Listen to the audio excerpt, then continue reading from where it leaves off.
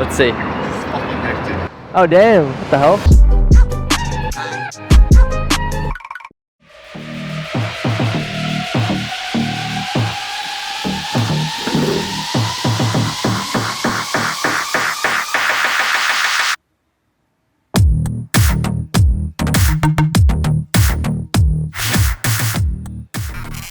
Yes! This is the Sigma 105 1.4 Art HSL, I think. But yeah, anyways, this thing's a beast. Like, this thing's huge. But no, we're gonna go shoot today in the city and we're gonna try it out because I haven't used this before. And I've never owned a telephoto lens, so I'm actually kind of keen to see what type of photos I can get with it. Yeah, I'm just keen. That 1.4 aperture. Oh. Anyways, let's get to it.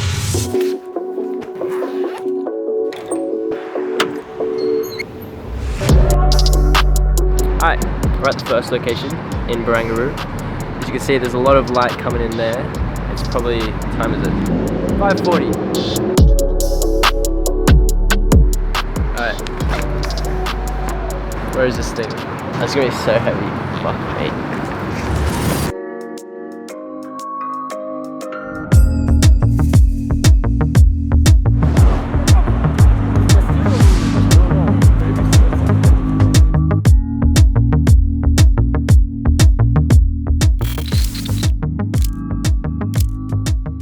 Alright, we're gonna shoot these trees just straight ahead near the whatever casino that is.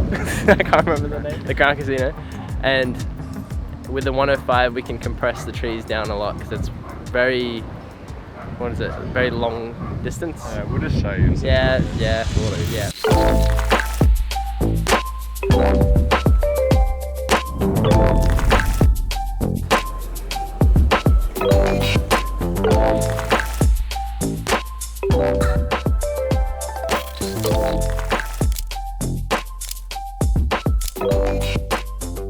Alright, so we found this alleyway here and we're going to do a floating effect with a stool that Willis has found. So you'll be sitting down on the stool and then we'll show you how to edit it later. Cut. Yeah, so we went back to the location and the lights weren't on, so unfortunately we couldn't get those photos. But yeah, apart from that, we did get some photos. Yeah, I'm going to show you how you can get from this to that.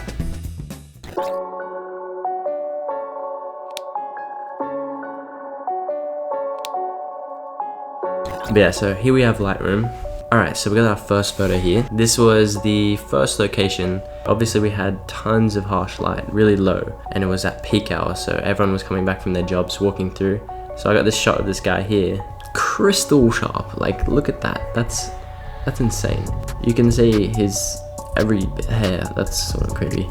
Anyways, what we're going to start with is the exposure. So it is pretty dark in the background though, so I'm going to just lift it up a tiny bit and then bring the contrast up a tiny bit, bring the highlights down so we can lessen the harshness, you know, bring that HDR, high dynamic range in. I don't know what I'm talking about. There was a lot of blown out spots like his shoes, so that obviously gets rid of that. Then we can bring the shadows up a little bit, and then just to make the whites actually hit, you want to bring that up so all the bright parts of the image will go to like a true white, if you know what I mean.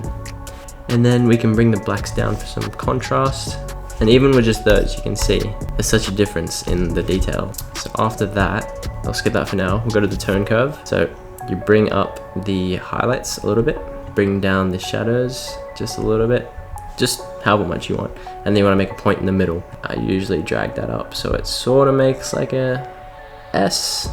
So once you're happy with the tone curve, how it looks, all the contrast, then I've got a sneaky trick. So if you go all the way down to the bottom, this calibration section, right, go to the blue primary and move it just a bit to the left, however much you want, not too much, but basically it makes all the blues more teal and the yellows more orange. So it's just a shortcut of getting to that teal orange sort of look. Then we can go back up to our colors and I'm just gonna play around with the hues and the saturation and the luminance. I'll go back to you once I'm done with that.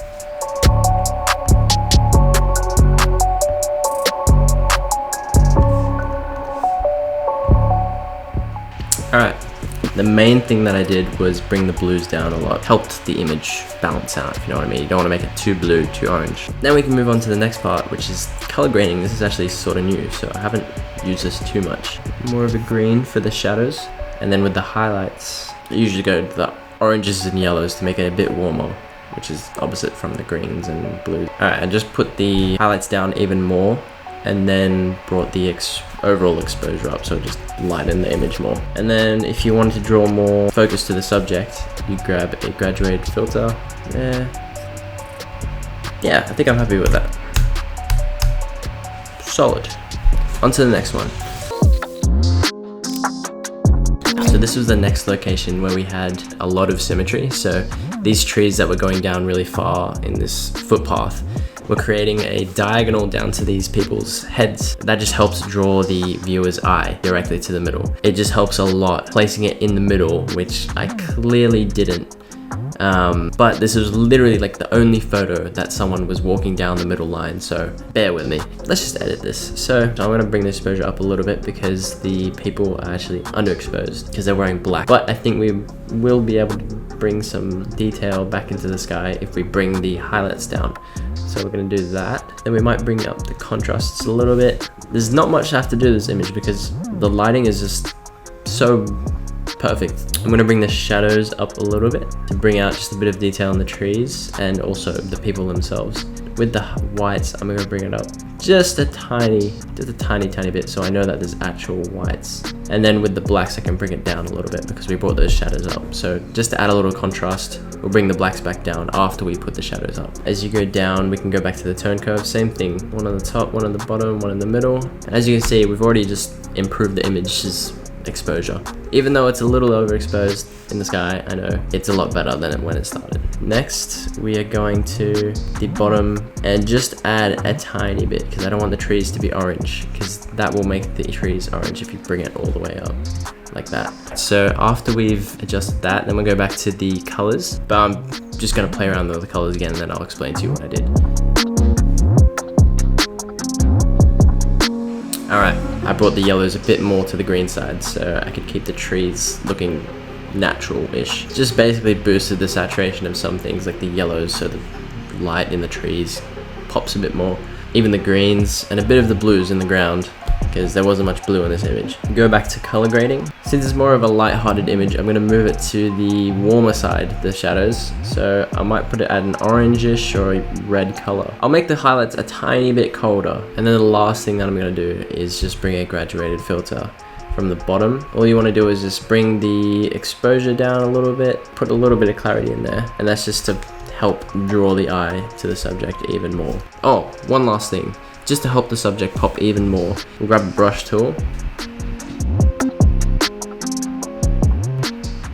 Alright, once you're happy with that, the settings on the right only applies to that brush. So I'm actually going to put a little bit of more clarity in there. I might bring the exposure up just because they're both in black. So bringing the exposure up will just help them not look like an unlockable character. That's it there. So that just makes them, it brings out a little bit of detail in them, even more than it was before. I don't know about you, but even though it's not completely centered, it's alright.